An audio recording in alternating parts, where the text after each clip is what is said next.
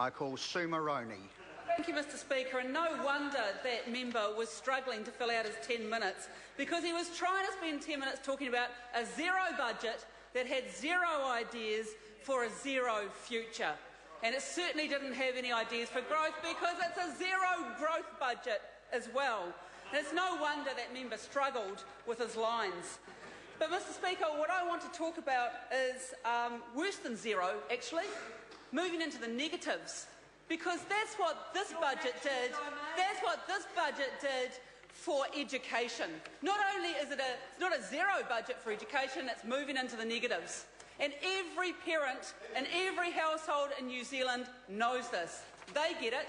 It doesn't matter how many times Hekia Parata tries to tell families that actually increasing class sizes and cutting the number of teachers is good for education, that that's good news for education. They simply don't believe her. And they're right not to believe her, Mr Speaker, because parents aren't stupid. Parents know what's good for children's education, and they know that actually having more children and fewer teachers means worse education. And they're confused. They are a bit confused because they were promised a brighter future by that government. They were promised a brighter future. But did that government, did the National Party once on the election hustings dare to come clean with the electorate and tell them that they were going to be cutting teachers? Did any of those MPs opposite actually come clean and honestly tell parents in their community that the brighter future meant larger class sizes and fewer teachers? Silence. Absolute silence from the Lambs opposite, because they would not be honest with the electorate. They knew that if they told the electorate the truth about what the brighter future actually meant, that they would lose votes, and so they should lose votes, because they were dishonest with the electorate and they are not creating a brighter future. They are putting every child's future at risk by their policy of cutting teachers and increasing class sizes. Because the reality is that what everyone knows, what all of the research and evidence tells us, Mr Speaker, about improving quality of education is that it's the quality of the interaction between the teacher and the child that makes the difference. That's what makes the difference. So somehow that government opposite thinks that it's a good idea to cut the number of teachers and increase the number of children that they have to have these interactions with. And of course every parent gets it, because they are not stupid, that if you have more children in the class, the teacher has less time to have those quality interactions with each of those children. And the government seems blind to that fact, except for when it comes to their own children, who they conveniently seem to have in private schools where the ratios are lower. Because there was a story in the New Zealand Herald, in fact, where only 5 of the cabinet ministers said, 5 out of, I think, 18 cabinet ministers said they sent their children to state schools. The rest are in private school education, so they don't care. They don't care about children and families like mine who actually do go to the local state school, and they don't care about what's going to happen to the future for those children, because they're all right.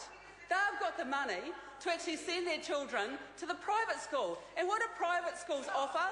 They offer lower class sizes. That's what they offer. And here we are with the very people who send their children there making decisions that that's good enough for their children, but it's not going to happen for other people's children. And that's what's going on here. The other thing that started to happen, because, oh my goodness, what a shambles education is for the National Party, I've got to say, Mr Speaker. What an absolute shambles.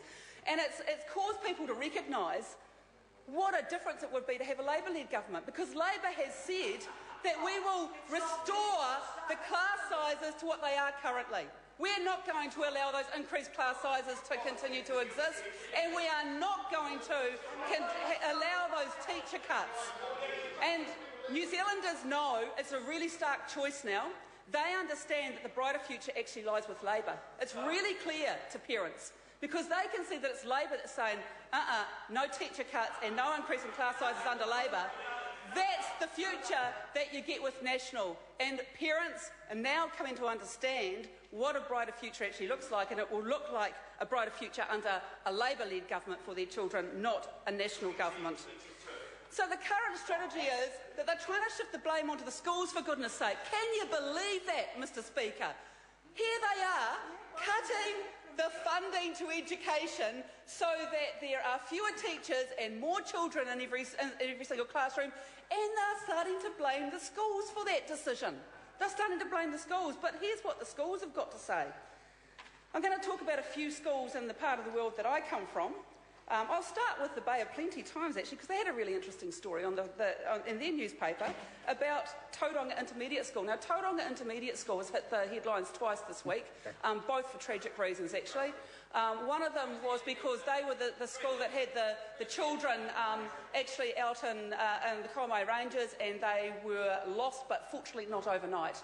And I want to say how grateful we all are that those children were found before a much serious situation evolved. But look, Tauranga Intermediate is the largest intermediate school in the country, and they were set to lose 10 to 13 staff members from their school as a result of that government's folly with education. That's what they were set to lose. And Simon Bridges, he's their local MP, and he's going, but they're only going to lose 2. Isn't that great news? Isn't that great news? So I've got some news for Simon Bridges, because 2 full-time teaching equivalent positions does not just mean 2 teachers, and it does not mean just 2 subjects, by the way. But even if it did, is that really going to be his claim to fame? Simon Bridges' claim to fame is going to be to go to the parents in the community in Tauranga and say, good news, you're losing teachers. Isn't that great news? Well, that's the best they can come up with on that side of the house, but it's not good enough for the Labour Party. I want to move on and talk about some other schools in the area of the Waikato Bay of Plenty, because we've got in Matamata, actually my old school, the Matamata Intermediate, where they're set to lose 5 or 6 teachers. That's where they were set to lose because of that government's misjudgment about education. And then there's a number of other schools, the Cambridge Middle School, who were going to be losing 3.5 staff. Fairfield Intermediate School expected to lose 5.4 staff under the government's original plan. This is what the brighter future looks like, ladies and gentlemen of the New Zealand public. This is the brighter future. It's about cutting teachers and increasing class sizes. And anyone who knows what a brighter future looks like knows that that's not what it looks like at all. Because parents are not stupid. It doesn't matter how many times John Key tries to convince them that that means that their children will get a better education. It doesn't matter how many times Hekia Parata tries to convince them that that means their children will get a better education. Every parent knows that means a worse quality education for their children, and that's the future under this national government. Mr Speaker, I do want to go on also to early childhood education, because yes, I will go on and on about education. Thank you very much, Ms Barry, because it's important. And I know that government thinks it's not important, but it is. And parents get this. So early childhood education, they've frozen the funding for the government in early childhood education. So that, get this, in the year 2012, in the calendar year 2012, the funding is going down $200 per child. That's how much the funding cuts are happening for early childhood education in this budget. So what's that going to mean for the future? If the government's reducing, as it is, $200 per child in funding for 2012, then that means that parents are going to have to make up the shortfall. And that government has no idea about the struggles that working families face these days. It's absolutely blatant that they have no understanding of the struggles of ordinary working families, because they don't care about them, but that is the result. The fees for early childhood education will go up for those families, and that government doesn't care about that. They think that's perfectly fine. Well, it's not, because Labor certainly does understand working families and the struggle they face on a day-to-day basis. We know that their family budgets are at breaking point. And Maggie Barry has no idea. She thinks that that's all tickety-boo, because on their planet over there, everyone's just doing fantastically well. Everyone's doing so well, and there are no problems out there in the community at all. Well, in the real world, these are the problems that this budget creates for families. Sorry to interrupt the honourable member. Sorry. Before I call the next speaker, can I just remind members of interjections? Interjections are exactly that, interjections. They're not running commentaries. So please bear that in mind as this debate progresses. Also, interjections are related to the person who is speaking. It's not about exchanges across the crossbenches as to what someone may or may not think.